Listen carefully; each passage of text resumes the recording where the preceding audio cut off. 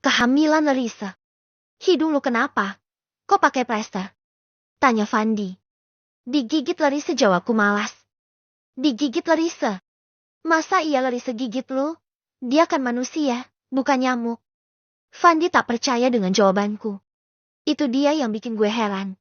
Semalam tiba-tiba sikapnya berubah. Semalam dia gak mau gue deketin. Kalau gue deket-deket, dia bakal marah. Tatapannya itu kayak benci banget sama gue. Padahal gue rasa gak bikin salah apa-apa. Larissa gak mau deket-deket gue dengan alasan gue bau. Padahal semalam gue mandi dan pakai parfum juga. Aneh banget kan? Tadi pagi dia masih kayak gitu.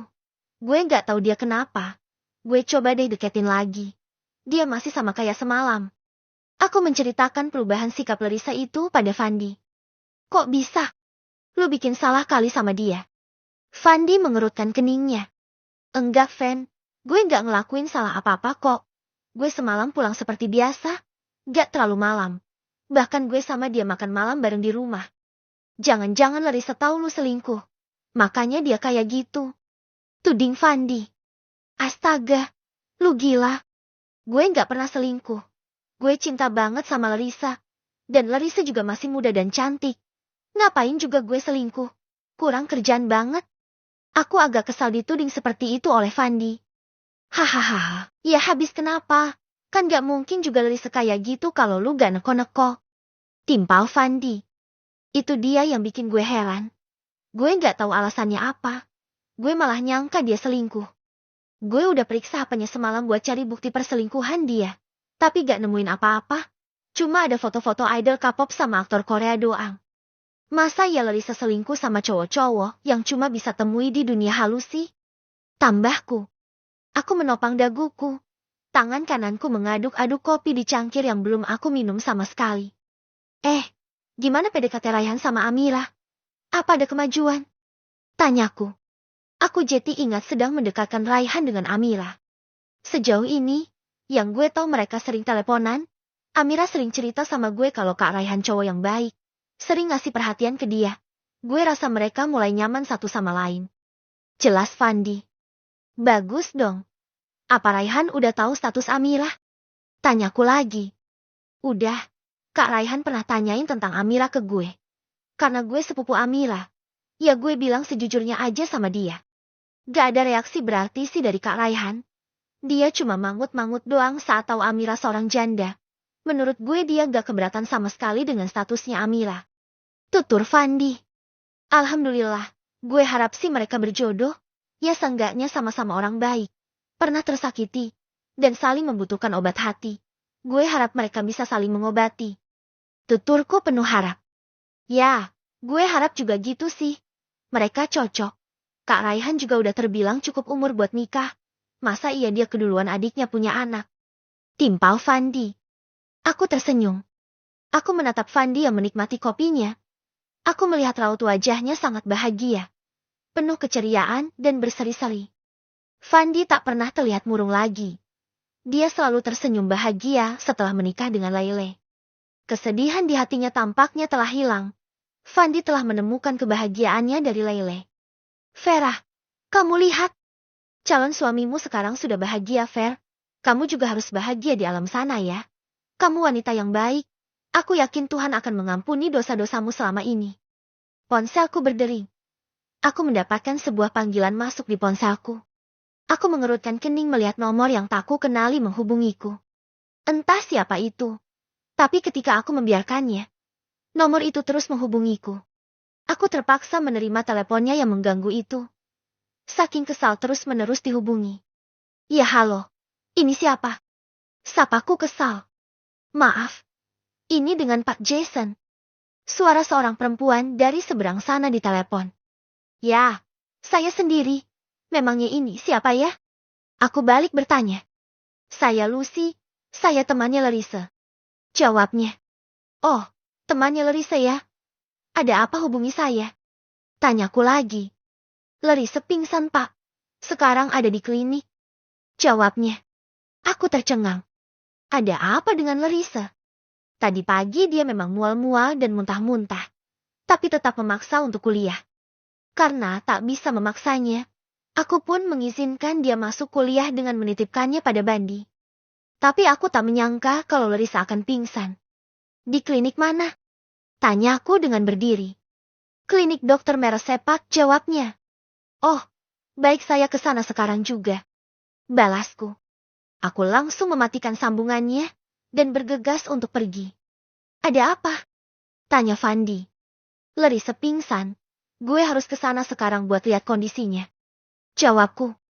Gue ikut deh. Kebetulan kerjaan gue lagi gak banyak. Gue juga sumpek di kantor terus. Fandi malah ingin ikut. Ya udah, ayo ajaku. Aku dan Fandi keluar dari ruangannya dan turun ke lantai dasar. Aku sengaja datang ke kantor Fandi untuk menghabiskan waktu bersamanya untuk berdiskusi banyak hal. Makanya aku sekarang ada di kantornya Fandi. Aku dan Fandi masuk ke mobilku dan segera menuju klinik tempat Larissa dirawat. Aku menghubungi Bandi, menanyakan di mana keberadaannya saat ini, karena dia tak mengabariku tentang pingsannya Larissa. Bandi mengatakan kalau dia ada di rumah saat ini. Dia biasanya akan mengantarkan Larissa pagi dan menjemputnya saat Larissa meminta. Walaupun aku menempatkan Bandi sebagai bodyguard untuk Larissa, tetapi Larissa juga tak mau merepotkan Bandi, sehingga dia selalu meminta Bandi untuk tak terus menjaganya. Apalagi posisi Bandi yang juga seorang ayah. Larissa tak mau Bandi terus-menerus melindunginya, sementara waktunya untuk anak-anak terbagi lebih banyak. Harus kuakui, Larissa sangat mengerti dengan keadaan Bandi yang memang seharusnya lebih banyak menghabiskan waktunya bersama anak-anak. Dia sangat baik. Tiba di klinik yang disebutkan tadi. Aku tanpa menunggu lama, langsung saja masuk ke dalam untuk memeriksa keadaan Larissa. Aku sangat cemas istriku sakit. Fandi mengikuti dari belakang. Dia tak bertanya apapun padaku. Dia cukup tahu kalau aku sedang cemas. Sesampainya di depan kamar Larissa, aku melihat dua orang temannya berdiri di sana. Seorang lelaki dan seorang perempuan. Silahkan masuk, Pak. Ini kamarnya Larissa. Gadis bernama Lucy itu mempersilahkan aku masuk. Makasih, ucapku. Aku masuk. Larissa sedang dalam pemeriksaan dokter. Aku mendekat pada ranjangnya. Larissa sudah siuman. Dia tersenyum padaku. Aku menghampiri Larissa. Kuusap dan kukecup pucuk kepalanya. Kamu kenapa, sayang? Kan aku udah bilang kamu jangan ngampus hari ini. Kamu tadi pagi mual-mual muntah-muntah loh. Aku bilang juga apa? Kamu lagi gak sehat. Aku protes dengan kekerasan kepalanya yang selalu saja tak mau mendengarkan aku. Aku gak apa-apa kok, sayang. Tadi cuma pusing. Jawabnya santai. Tetap aja aku cemas, aku mendelik. Larissa tersenyum lagi. Dokter, istri saya kenapa ya? Tanyaku pada dokter. Silahkan tanya sendiri ya. Katanya tadi istri Anda ingin mengatakannya sendiri pada Anda. Jawab dokter dengan senyum ramah. Dokter permisi keluar. Aku berbalik menatap Larissa lagi. Apa maksudnya? Larissa mengambil tangan kananku dan meletakkan tanganku di perutnya. Aku tak mengerti maksudnya apa. Larissa hanya tersenyum saja. Roman wajahnya tampak bahagia. Kenapa? Kamu sakit perut. Tapi kok malah senyum sih? Aku masih tak mengerti. Larissa menggeleng. Dia agak menekankan tanganku di perutnya. Aku menatap Larissa kembali. Dia tersenyum lagi. Aku mengerti apa maksudnya. Larissa hamil. Kata dokter, kehamilan aku baru mau masuk 3 minggu. Ucapnya. Aku terharu. Akhirnya apa yang aku tunggu selama ini terjadi juga. Istriku hamil. Alhamdulillah, terima kasih ya Allah. Kau telah memberikan aku kepercayaan ini juga. Aku bahagia ya Allah. Aku berucap syukur atas kehamilan Larissa. Kehamilan yang selama ini selalu aku nanti. Aku memeluk Larissa yang masih terbaring. Aku tak bisa membendung rasa haruku. Air mataku lolos begitu saja karena bahagia. Selamat ya sayang. Akhirnya apa yang kamu mau terkabul juga. Ucap Larissa. Makasih sayang. Aku bahagia banget. Aku memeluknya semakin erat. Aku dan Larissa berpelukan selama beberapa saat. Ini adalah kabar yang mengejutkan, tetapi membahagiakan. Puas memeluknya, aku mencium keningnya. Rasa bahagia ini takkan aku nikmati sendiri. Aku akan membuat sebuah syukuran kecil di kantor besok, untuk merayakan kehamilan Larissa, sebagai wujud rasa syukurku pada karunia Tuhan itu. Larissa mengecup bibirku singkat. Aku dan dia kini tengah berbahagia. Doa-doa dan usaha kami tak sia-sia. Fandi dan teman-teman Larissa menyusul masuk. Aku memberitahu kabar kehamilan Larissa pada mereka. Lucy memeluk Larissa, mengucapkan selamat padanya, dan teman lelakinya menyalami Larissa. Fandi memelukku. Dia bilang dia bahagia mendengar kabar kehamilan Larissa.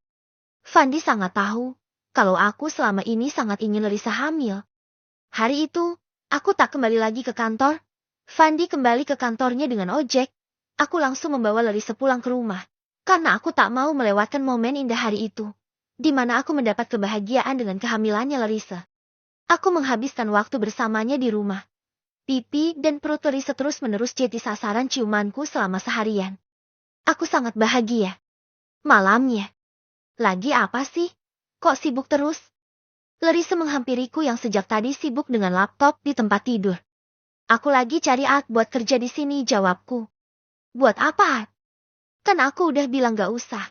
Aku kan bisa ngerjain segalanya sendirian. Larissa tetap saja tak mau ada alat di rumah kami. Kalau dulu aku gak masalah kamu nolak. Tapi kalau sekarang kamu gak bisa nolak dan aku gak akan peduli kamu nolak. Karena beda kondisi kamu dulu dan sekarang. Dulu kamu gak hamil, tapi sekarang kamu hamil. Aku gak mau kamu ngelakuin apapun sendiri, termasuk ngerjain pekerjaan rumah tangga. Karena itu bisa berefek pada kehamilan kamu. Tuturku. Tak mau mendengarkan protesan Larissa lagi. Segitunya takut aku keguguran. Tanyanya. Ya iyalah. Kamu pikir suami mana yang mau istrinya kecapekan terus keguguran? Aku nunggu lama loh buat kehamilan kamu. Aku berkorban banyak hal supaya sperma aku subur. Masa iya aku biarin semuanya sama kayak dulu? Aku gak mau perjuangan aku sia-sia. Umurku udah gak muda. Aku udah 35 tahun. Malah mungkin seharusnya udah punya 2 atau 3 anak. Tuturku bersemangat. Larissa menyandarkan kepalanya di bahuku. Aku meletakkan laptop dan mendekap Larissa. Larissa mendongak menatapku. Aku nurut aja deh sekarang. Demi anak kita aku gak akan egois. Kalau menurut kamu itu yang terbaik bagi kami, aku akan ikuti kemauan kamu. Ucapnya tulus. Aku tersenyum puas dengan ucapan Larissa. Tapi, cari alatnya jangan yang mudah ya. Apalagi seksi dan bohai. Aku gak mau nanti kamu malah jadinya punya gundik daripada punya A. Larissa memicingkan mata. Dia mulai cemburuan. Enggak seksi sih. Palingan yang agak gedean doang dadanya. Hehehe. Aku malah mengusili dia. Ih, kok jahat sih? Larissa mencubit perutku kencang. Au, iya cuma bercanda sayang. Kamu gak akan tergantikan kok. Kamu tetap yang paling cantik dan paling seksi buat aku. Aku kesakitan akibat cubitan kencang darinya. Ah, Larissa galak sekali sekarang.